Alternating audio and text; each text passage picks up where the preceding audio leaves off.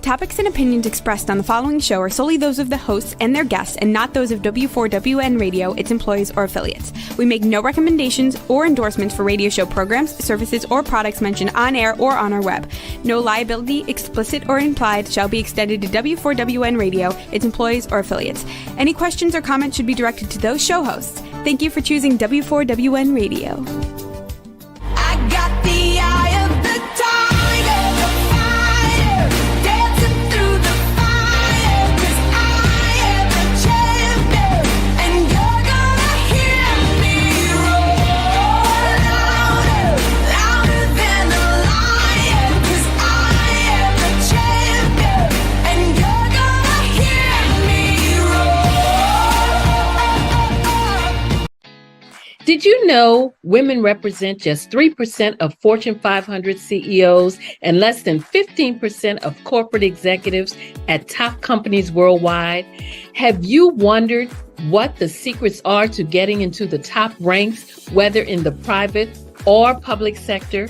Do you want to figure out how to stop being held back in your career or passed over for promotion? Then you're in the right place. Hi, I'm Dr. Madeline Ann Lewis, President and CEO of the Executive Women's Success Institute.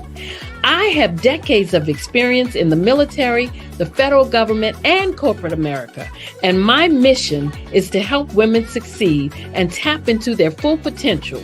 I want to reach 1 million plus women around the world to become the leaders they are meant to be. So if you want to move into a management or executive level position, or maybe you are a female veteran transitioning out of the military into business entrepreneurship, then reach out to the Executive Women's Success Institute at 301-693-3284. Let us get you on the fast track to success.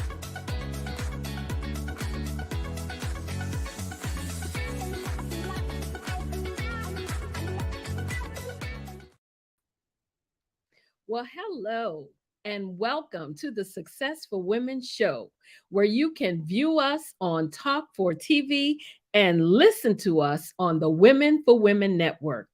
I am Dr. Madeline Ann Lewis, your host, and my mission is to help women accelerate the path to success. Well, today's topic is speaking for success, and my guest is Dorothea Hendriks.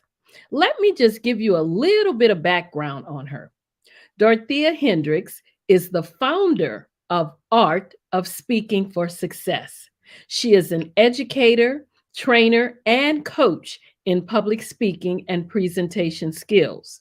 She is a former college instructor who now works with speakers who want to take the TEDx stage, entrepreneurs who are looking to present their ideas for funding, and business professionals who are looking to better engage. Using techniques that have been proven over time, Dorothea helps her clients share their vision, spread their message, and tell their stories to get the results they want. She believes each of us has responsibility for our own success. That is up to us to increase our own levels of confidence and credibility. And one of the fastest and easiest ways to do that is through practicing your public speaking and presentation skills. I'd like to introduce and bring on the show my absolute favorite person, Dorothea Hendriks. Oh, thank you. Thank you, Madeline. It is so good to have you here. And let me just say before we get started, this lady here was instrumental in helping me take that TEDx stage. So like when I mentioned about her helping people to get on that TEDx stage, she's definitely a pro at it. So make sure you keep that in mind to all my viewers and listeners out there. So, Dorothea, again, welcome to the show. It's a pleasure and an honor to have you here just to share some of your success nuggets. But before I get started, I always give the standard bio on my guests, but I then like to ask them to, so I'm going to ask you that question. Tell us what you want us to know about Dorothea Hendriks. Oh, what I want people to know about Dorothea Hendriks. Well, how much time do you have? There's probably a lot. But what I will say is I coach in speaking. I train in presentation skills and public speaking. I am a speaker. I try not to go on the stage that much anymore. My goal is to support others in their presentation and public speaking skills. But I think what I'd like people to know is that if they say, I can't do it, if they say, oh, I'm too nervous, I've been there. I actually am an introvert. I'm incredibly shy. I could spend myself in my own company day after day. It takes a lot for me to move myself out of my comfort zone. And I've been working on that for a long time. Once I realized the importance of actually being able to communicate effectively and that learning about how to public speak and give presentations was a key factor in that learning, I pushed myself. That's all I did is I pushed myself because by nature, I want to retreat. I don't want to go on the stage. So when people go, I can't do it, all I can say is from my experience, you can. You have to see the value of it and understand how it can help you and just change your life in every area and making money and your relationships and even in how you feel about yourself, which means your health. Absolutely. So there you go, Madeline. Absolutely. And you say you're an introvert, which is also my story. When I first started out, I hated getting in front of people speaking. And I remember taking Toastmasters a long time ago, which they are very good at, making you feel comfortable and getting your speeches together. But you still realize, or what I realized, especially when I did the TEDx or, was training for that, is that there was still a lot that I didn't know about being on the stage and also putting together a speech. And so that's one of the things that I know that you do very well, help people to also craft their speeches before they take the stage. So that's a good trait. I mean, because sometimes you hear people get up there and they're just rambling on, everything is disjointed and all of that. But it's really kind of a format to be able, to putting speeches together so that they can flow the way they're supposed to flow. So tell us, from your experience, what is the biggest challenge most people face when it comes to public speaking? The biggest challenge. There's no one biggest challenge. I know that I should have one, but I will say I'll look at it from two perspectives. Number one, from the person's perspective, the person who is speaking, often they just think it's their confidence level, right? They're not confident in themselves. They're not self-assured. Their ability on how they see themselves is really skewed on how they see themselves presenting. And that's for most people. Every once in a while, you get somebody up there that goes, oh, I love to be on the stage. I can hardly stand it. I'm just so, and they want to talk away. Right. So from a person's perspective about public speaking, the confidence that can do that, yes, I can do. From an audience perspective, and this is just slightly different, is how to really be clear on your point. And I think the lack of confidence and the insecurity that people sometimes feel is that when they're thinking about speaking, especially in the work environment, we have so much information, so much. Like, where do I start? What's my main idea? And what do I include to support that main idea?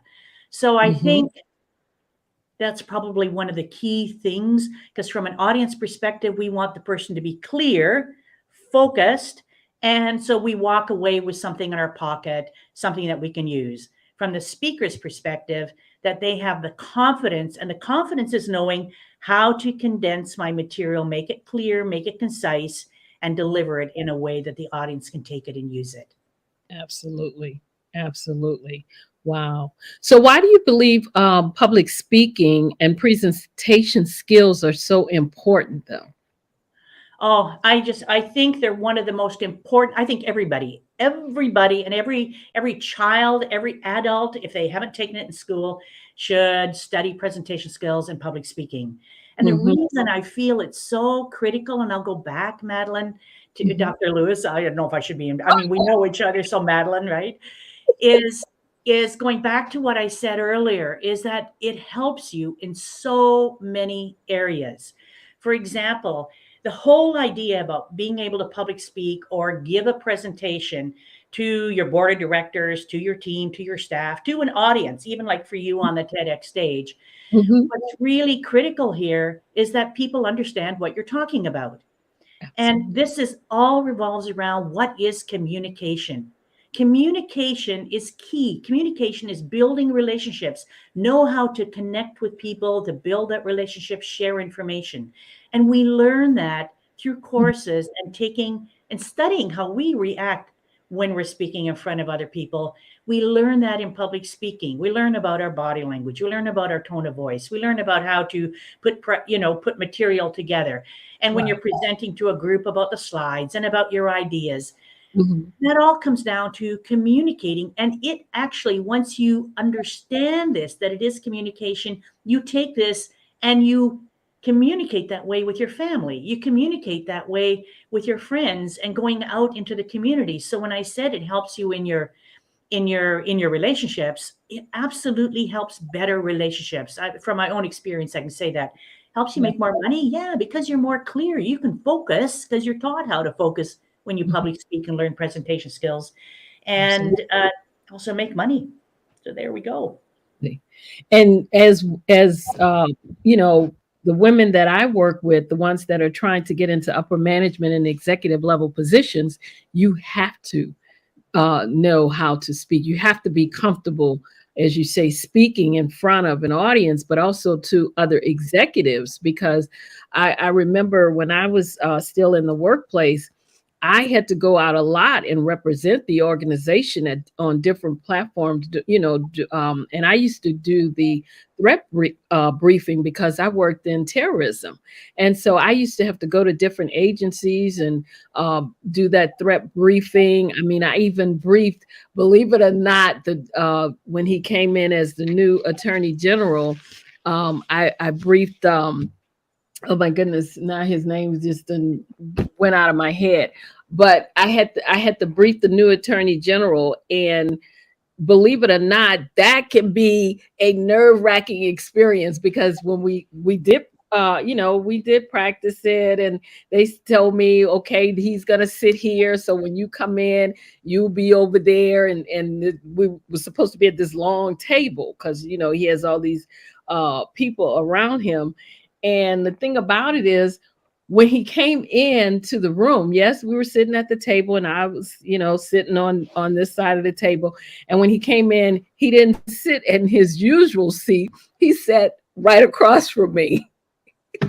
And I tell you what, at that point, it's like, okay, you had better get it together, you know? So but it worked out because when I got back to my office, I got, apparently they had called over and told them, I did a good job because they all was giving me atta girls and all of that. But the thing of it is, I could have frozen, because at that point sometimes you get on a stage or you get it, up, and you just, everything just completely goes out of your head of what you have to say. But I say that to say that, as when you're, especially when you're in executive type leadership positions and you climb in the ladder, the higher you get up, the more you're going to have to be out there presenting and giving speeches, probably representing your organization. So, like you said, public speaking is definitely key and something that's very important. And if you're not comfortable with it, you really, really have to, be able to get comfortable with it, and so that you can stand there and present yourself and present your information the way it needs to be presented. Wow. Mhm. Mhm. So spot on, Madeline. It's critical. I mean, it's just I'm still an introvert. I haven't changed, but I am more comfortable. I Mhm. understand when I have to give a presentation or help someone with their presentation. And it just makes such a difference in a person's life when they feel they've got a handle on it, when they know how to organize their material, when they can give a Mhm. 30-minute presentation, an hour presentation, Yeah, and they can take that and they know what the kernel of that hour presentation is and can even share that with you in a couple of minutes. I mean, absolutely. that's a skill. Yeah. Absolutely. Absolutely. So if you could go back to the beginning of your business, knowing what you know now, what would you do differently? Lordy, lordy, so many things I do differently. Um, I one of the things that I would do differently is I would look at the business really seriously. So when I first was asked to coach a businessman, he was giving a presentation to a board of directors, and they were thinking of going on to the stock exchange. Mhm. Long story there. But Mhm. I had been doing workshops on public speaking, and I hadn't really thought of coaching. And when I started being asked to coach people, I kind of took it as a one off. I didn't really think seriously about it. And then when I began to get more and more requests, I started thinking seriously about it. But by now, I'm not quite sure what the word is. I had kind of dropped the ball on myself, thinking of it in terms of a business. So, Mhm. what I would do now, if I had to go back, is when something like this happened, and I got really good feedback from the person I was coaching, and I had referrals. What I would do is I'd go, aha, this can be a business. And I would start making a plan.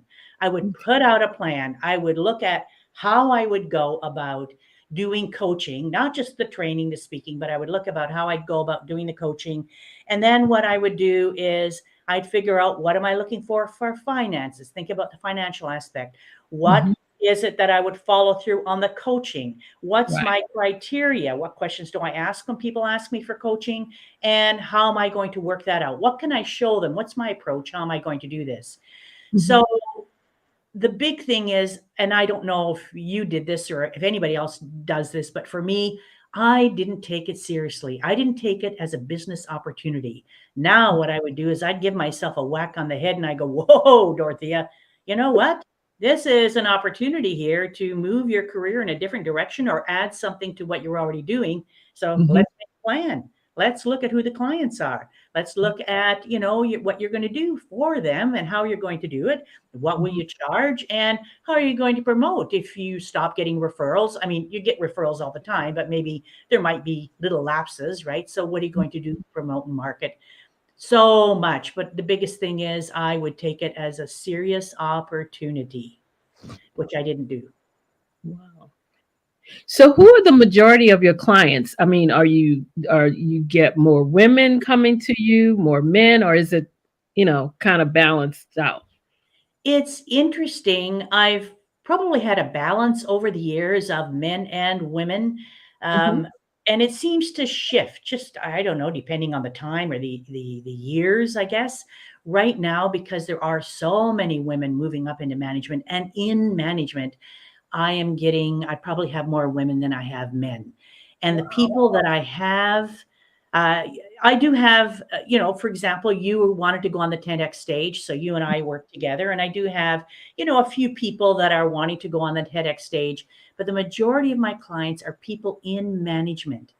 They're Okay. in management and their careers are busy. They Mhm. have a lot on their plate. They have a lot of presentations to do. And so every once in a while, there'll be a real critical presentation that comes their way. And often that's when they call me because their work days are already jammed full. So now they need support to make sure this particular presentation really hits the mark and goes beyond. Right. So the people in management, and I'll have a few, not too many women that are inspiring. They're aspiring to go into management fields, Mhm. but mostly managers. Okay. So, what have been some of the biggest learning experiences you've had in running your business? Oh, well, I mean, going to the business itself, I will say making a plan, laying out a strategy, very similar to what I just said a few minutes ago. And I Mhm. think here, when it comes to maybe dealing with the clients, one of the big things that I've learned, and I'm still learning, and I'm learning this, and it covers all walks of life, just not dealing with the clients, is to make sure I ask enough questions. I find for myself now, I actually have a book. I have a small notebook. I don't have the size of it right now, but a small notebook like this in Mhm. which I have questions that I can ask. And if I am not even working with a client and a question pops up, I'll put down a question. I Mhm. used to work for a company that took me on the road. So I'm in Canada and I traveled from Vancouver Island, which is the western part of Canada, over to Prince Edward Island, which is almost the most eastern part of Canada, and I'm Mhm. doing workshops. And one of the key things in that working for that company was the questions. They give you all kinds of questions to make sure you ask your clients. And then I thought, oh, this is too much. But ultimately, it's questions. So even if I ask you, gee, Madeline, what are you looking for? And you Mhm. might say to me, oh, I really want to make a connection with my audience. Okay. Well, that's pretty broad, right? So then I'd find out a bit more like what is it you want to talk about? Who is your audience? Have you, what have you talked about before to make Mhm. connections? How has that worked for you or not worked for you? And are you doing this alone? Because I remember in one particular case, this lady phoned up to be to be coached. She had a new team and wanted to make a really good impression. And so I'm asking her all kinds of questions. And she says, oh, I so want to really make a connection. These are new people. I've not really met them before. We're all doing this over Zoom because it was during the pandemic. I don't have the opportunity to meet them in person where we can kind of build energy and it's a different way to make connection. And so we looked at her presentation and we talked about making stories as the preliminary way in which to kind of open up with the people she was talking to, Mhm. because normally she showed slides and everything was always slides. It was on a slide, one slide after another slide, and she wanted to do something different. So we continued with this, but I didn't ask her if she had already prepared something, and I Mhm. didn't ask her if she was just doing this alone. I thought she was doing it alone from the way our conversation worked. But in the end, what happened is she had slides prepared. She'd Mhm. prepared them with the team she'd had before. Mhm. And that was her goal of just changing the wording on the slides to do something different to make the connection with these new people. It was, and I knew I hadn't asked enough questions to really zero it down. And so a lot of people might be thinking, well, what difference does it make about the slides or no slides? Many Mhm. slides are, I'm sorry, I don't want to offend people, are incredibly boring. They are packed with too much information. They don't catch people's attention. And really, if you're talking to people for the very first time that you haven't met, to have them get to know you, some way of connecting through a short story, just doing something where you can build a connection and then lead into the information you want to share. But to Mhm. pop open with a slide and to do the same thing you've done before, and yet answer that you want to do something different. No, it was an interesting situation. Anyway, I hope I answered your question there. Because and that's what I was going to ask you but I think you pretty much answered that about the slides. If it was a good idea to even have slides when you're doing a speech, especially if you're giving, say, a keynote speech or something like that, would you want to have slides, or unless you're showing statistics or something? Maybe I don't know. I You mean, know, because don't they distract a lot of time? They distract people when you have the slides.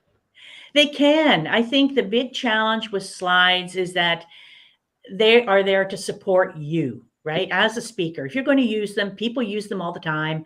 Right. Steve Jobs used them. You go and watch TEDx or TED Talk people. Many of them use slides, but they use them in a very different way. They might use them to catch your attention, showing, I don't know, a happy face Mhm. or a product, or Right. you might have some big words pop off, Big and then word. the person talks. The person doesn't talk to the slide. That slide is there. And then what happens is the person makes the connection with the audience. In a workplace situation, too often what happens is people, they pack the slide full of, if not bullets, then full of sentences. And if I have to read something, as you know, Madeline, we read a slide, we can read faster than what a person's talking. Right. And if I'm reading, I'm not paying attention to the speaker. So, and I think what's happened is the slides have created a laziness and a bit of a crutch for a lot of speakers, so that even when they're talking to staff, half the time their eyes are looking at the slide, or they're looking at their notes instead of really making a connection and saying, gee, Madeline, I mean, what do you think about that point? Do you think we should try a new approach here when we go into company ABC? Or, John, we've looked at doing these other studies. Do you think it's worth our while? So you may have something on the slide, but I'm still connecting with the people out there, with the people that my team, my staff, my whoever it is I'm talking to. So what has been the learning experiences in dealing with your clients, though? How have that worked out for you? Oh, I think I'm going to go back and say, Madeline, asking questions and sometimes doubling up on the way I ask questions, or tripling up. So I might ask, why are you looking for my support as a coach? And they might say, oh, I'm so nervous. I've got this big presentation to do. And they're telling me that they're nervous. They don't have confidence. And then I might ask, what are you hoping to get out of this? And they'll tell me, and I'm going to go, what do you think is your biggest challenge? And then they might tell me something totally different than their fear, than what they thought was their lack of confidence. So I try to ask the same questions in many different ways. And then eventually I get down to really, really what the core issue is. It might actually be their confidence, or it might actually come down to that they're having one of the major people from the executive suite, a CEO, come, and now this puts a different perspective on how this person is going to present, because, or maybe they can't use slides and they've always used slides. So eventually I'll get down to the core of it. And I think assuming when you ask a question once in a certain way that you have the right answer, I think can sometimes lead you down the incorrect path. The goal here is to look at the question and how many ways can I word this as I'm moving along, asking people what they're looking for, why they want this, how do they see this happening, what do they expect me to do as their coach, and what's the outcome that they're looking for, which I'll ask in many different ways, and what has worked for them in the past, and just different questions like that, but in more than one way. Well, I'd say that's from my clients. That's the biggest learning.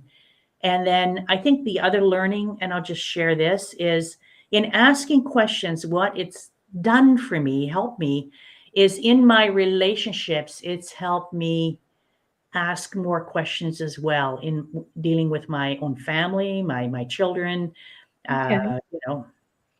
which often I would just make a statement.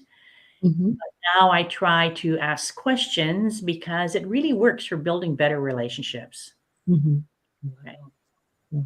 So what is the one tip you would give to someone who wants to get on that TEDx stage? Because since I've done my TEDx, I've had a lot of people that have mentioned the fact that they want to be able to do this. So what's the one tip that you would give them? Whoa, one tip. So many tips. I'm going to say it was a joy, an absolute joy working with you, Madeline. And I love your presentation. I love the message. And I'm going to be, and you're focusing on women, right? Helping women. And I love the message, to rise up, you have to show up. And that's powerful, powerful. So the one thing I think for anyone who's thinking of getting on the TEDx stage is to really, truly be clear on what your idea is, on the idea that you think will have an impact, make a difference, and check out that idea. So you might think, that I don't know, whatever the idea might be, it might be on communication skills. Well, check around. How many TEDx talks are there on communication skills or on public speaking and presentation skills? So what is different about yours? What, how are you coming in onto that stage, taking a new angle, a new approach, something that somebody hasn't heard before, and have you got it down so clear? And I often mention this to people in my classes or in my coaching, that Mhm. your point has to be so clear that basically in the palm of your hand, 15 words or less, you can say, this is my point. When I am finished, the idea that I want people to walk away with is this. Mhm. So clarity of point Mhm. is the big thing. And I think sometimes people just don't think about clarity. They just think, oh, I don't have confidence. I've learned Mhm. how to be more confident. I'm going to get on that stage and talk all about woo, all about confidence. Mhm. And well, then they start making applications, and wow, how many hundreds of people have talked about confidence? You got to come in from a different angle, right? Wow. Yeah. That's true. Wow, that's very interesting. And another thing too, and I know you can speak to this with TED. That's what they want, that your message makes an impact or a Yes. statement. So yeah, that's what they're looking for, because from what I understand, they look at each of the videos before they actually put them on their platform. To go out, and if the I guess if they don't feel that message, you, I guess, used it in the right way, or you put something in there that shouldn't be in there, then they won't approve it to be uploaded on their platform. Is that not correct? Oh, definitely. That is so true. And it has happened a couple of times. Hmm. So, you really need to be clear on your point. Your point has to be authentic. Like, so you can't go copying somebody else's idea and then kind of weave it around and think you're going to present it. Hmm. Because when you do your presentation at a TEDx event, you're on that TEDx stage. Yeah, those videos, they go to TED, the TED people themselves, and they go through. They have people that screen. Are you doing self promotion? Are you selling yourself? Are you just putting out this sales call? Woo, look at me, right? Hmm. Then they won't put your video on, right? If you have plagiarized, Right. they won't put your video on. If you're coming across as an expert, for example, talking about lacking confidence, and then all of a sudden you start talking about as if you have medical experience, or some legalese that you're putting in there on what you can do or can't do, and you don't really have the expertise or the education or the training or the background to do that. Again, it puts up a red flag, and they'll pull it. They won't show your video. Hmm. That Yeah. is interesting. The way they go through the videos and make sure before they put them up there that they have, because I guess if you talk about, like you said, medical something, then they want to know, okay, you're talking about this. What's your expertise in that you're handing out this information? And I guess that's a good thing, because they don't want people putting things out there that's not verified or not uh doesn't have the right credentials, or don't know what they're saying. They're, like you said, just putting it out there because they want to promote themselves or what have you, or promote a product or something like that. So Yeah, yeah, and say, for example, you had migraine headaches for most of your life, and then I don't know, you took a herb or found some medicinal ingredient that suddenly clear you, and now you want to go out and share that with everybody, but mhm, you don't have any medical training, right? And or science in those particular plants or whatever it is. So you become suspect right out of the starting gate with TED, and rightly so, because they want to make sure that the information that's coming out from them, is can be verifiable and is legal and mhm, is authentic. And so there are a lot of little things that, as a speaker, or which you had to, and other people that get on the TEDx stage, have to make sure that they understand. And for anybody out there, if you are applying to go on the TEDx stage, make sure that you understand and that the organizer of that TEDx event lets you know what is acceptable and not acceptable, because you don't want to go through all the work and pay a coach and to move you forward and then find, whoa, can't your do it. video is not going to be accepted. Yes. Absolutely. Wow, that would be very disappointing Very disappointing. Yeah. So, is there anything in your education or your growing up that gave you the idea that you'd be doing what you're doing today? Oh, mercy. No. Not a thing. The only no, not a thing. I grew up in a family where conversation was, well, we just didn't have any. My father was a real authoritarian, Okay. and all our meals were eaten in silence. And being a worker was the only key thing. And I think I got fired from my very first job because I had no communication skills. I could work. I was a darn good worker, but I had trouble relating to the staff. I'd been hired as a young, and I'd been hired as a manager in Hmm. a major department store, and was so ill-equipped, and they didn't have the proper training. So I didn't last very long, but it was a real eye opener. And then I left school after high school, just left to go off and work.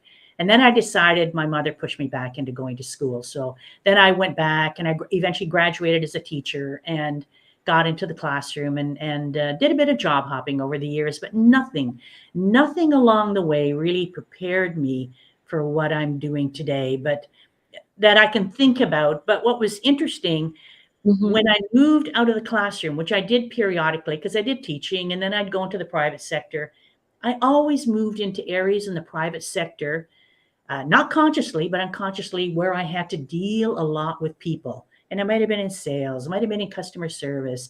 And then it got to the point where I was doing events, and again had to demonstrate in front of people for the local municipality. So the universe was working in a very strange way when I think it comes to me. There was nothing conscious on my part, but when I Hmm. look back, I can see that there actually was a thread, and it took me along the road to where I am today.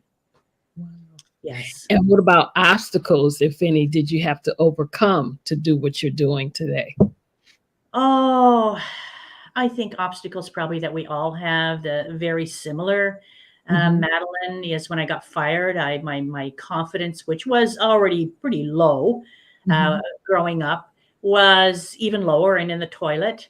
And gradually that had to build over years. The fact that I recognized that I had skills and abilities, that was a big one for me too, because I didn't realize some of that. I'm going to put the word talents that I had, and I think we all have talents. It's Hmm. just sometimes the journey of discovering them. And and it was hard when I got into the classroom teaching. I think the biggest obstacle for me was just feeling comfortable standing in front of the students. It Hmm. was so I often just want to sink through the floor.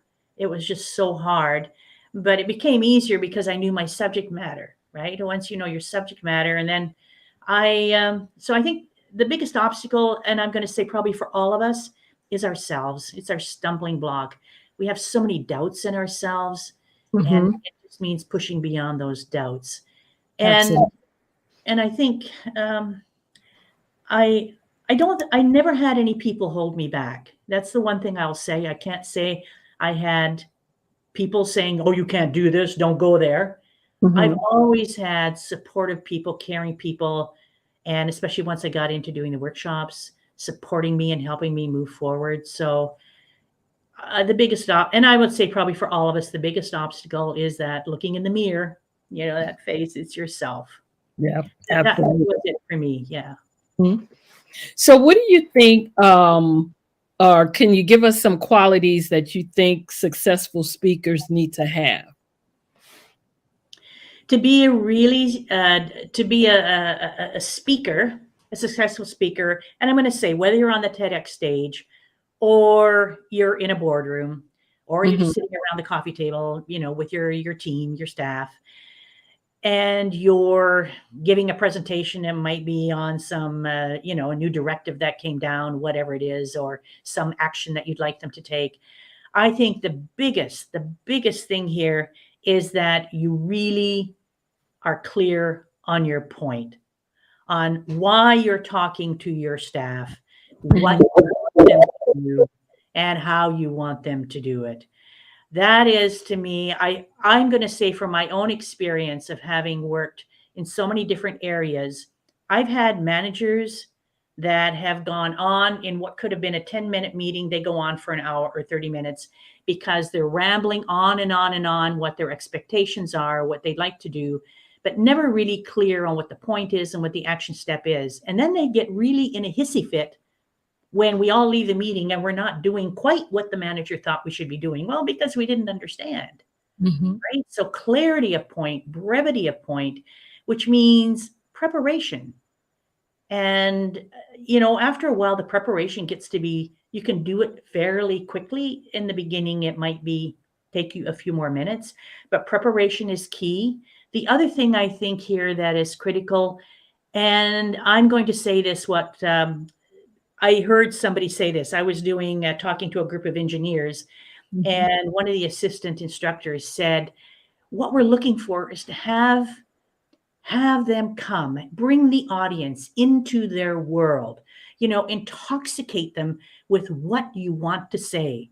So I'm going to say here that as speakers and as managers, talking to our staff, even though we're working in a particular field, there should be that excitement that we've got about our job, excitement about what we're doing, and excitement about our position that we want to share with our team, with our staff.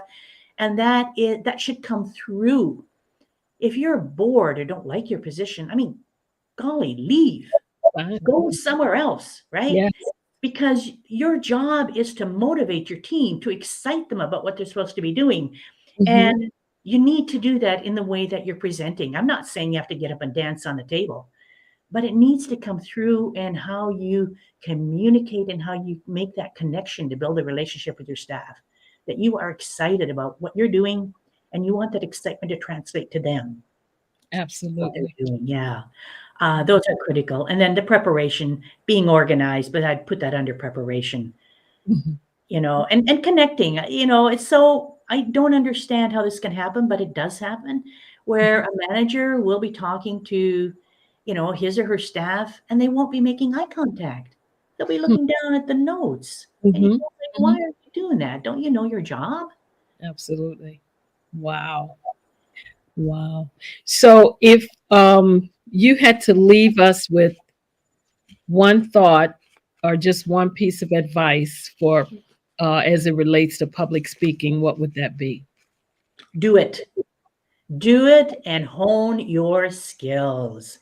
If you haven't done it, taken a course, and you may go, oh, Toastmasters, all kinds of people. But Toastmasters and I, like you, I was in Toastmasters, and I still am. I'm a 35-year-old veteran of the organization.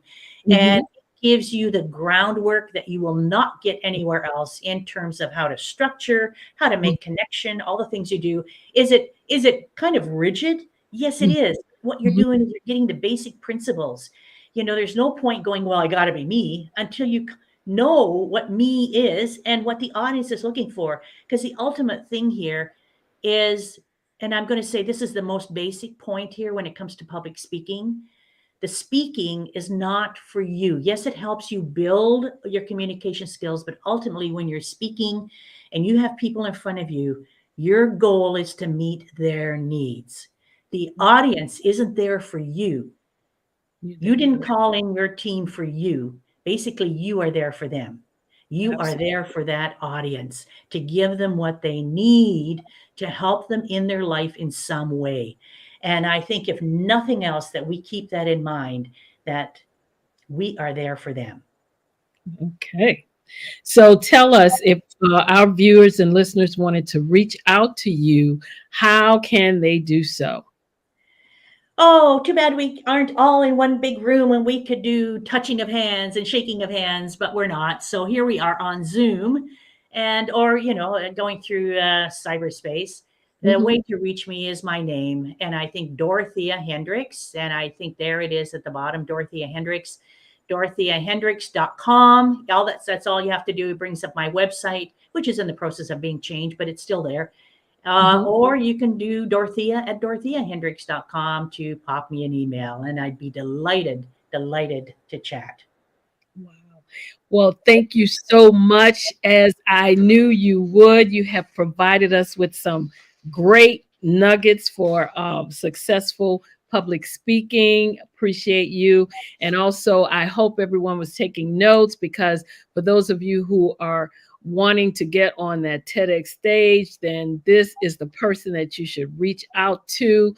And that's Dorothea at DorotheaHendriks.com is her email address, and Dorothea at Dorothea.com is the website also, correct? Yep. And so that's how you can reach out to her. So again, I want to thank you for coming on the show today. I know your schedule is busy, so I really appreciate you coming and sharing with us on public speaking and how people can be successful at it. And also for those of, like I said, that want to get on that TEDx stage, this is the person to reach out to. I'm going to now share some information about some upcoming events that I'm going to have. And Dorothea, if you want to stay with us while I do that, you can. And if not, then I again thank you for being on the show. I'd like to let my viewers and listeners know what's upcoming. First of all, make sure you mark your calendar and come and relax, rewind, and release at the Show Up to Rise Up Women's Retreat, which is taking place April 20th through the 23rd at Lake Anna, Virginia. If you'd like more information on that, please email me at info@exwsi.com. Also, to let you know that the Own It anthology is coming out. So if you want to pre-order your copies of the Own It anthology, It's Your Life, Own It Unapologetically, and the journal, 365 Days to Transformation, then the paperback, to order the paperback, it's $24.99 for the book. And if you want to order the journal, it's also $24.99. And to order the set, the paperback book and journal, then the set is $49.99. So if you want to pre-order your copies, you can also email me at info@exwsi.com, and I'll send you the direct links. I'm also going to have those links put on my website, so you'll be able to go to the website www.exwsi and also order your copies. Join me March 20th through the 26th for the Black Business Olympics. I will be speaking on that Thursday. The Black Business Olympics, as you know, is a fundraiser to provide scholarships and laptops to high school seniors going to college and K through 12 entrepreneurs. The Black Business Olympics showcases Black businesses, Black business owners, and corporations all around the world. If you'd like to also be a speaker and to showcase your business on the network, then you can email me for more information on that. And that's at info@exwsi.com. And if you have not viewed my TEDx talk that this lady helped me to craft, then make sure that you do so. The topic, of course, is Show Up to Rise Up. You can watch it on YouTube. To do so, just put my name in the search box, Dr. Madeline Ann Lewis, and it'll pull it right up.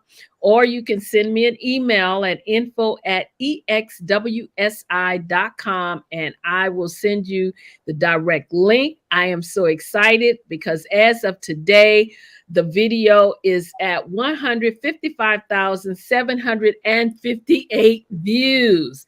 So thank you to all of you that have been watching, that have been sharing, and that have just been moving the video out. My goal is to reach 1 million plus to have them view this video. So keep sharing, keep watching it. I am also a contributing writer to the Own It magazine, where I share an article with them every month. I write an article. Own It magazine is a resource for personal and professional and business development. So if you'd like to get a subscription to the magazine, you can go on my website, which is www.exwsi.com. If you'd just like to get a copy of the magazine just to see how you like it, just email me and I'll be glad to send you a link so that you can take a look at the website. I'd again like to thank my guests for joining me today, Miss Dorothea Hendriks, for sharing great nuggets with us. I would also like to thank my viewers and my listeners for joining me today. I'm Dr. Madeline Ann Lewis, your host.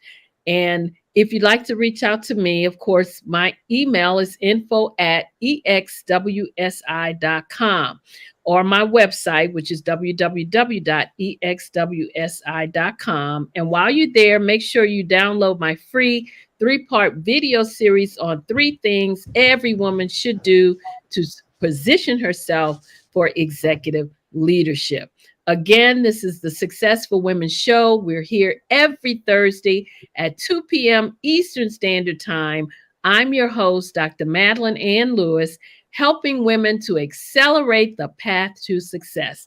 Thank you again to my guests and all my viewers and listeners for joining me.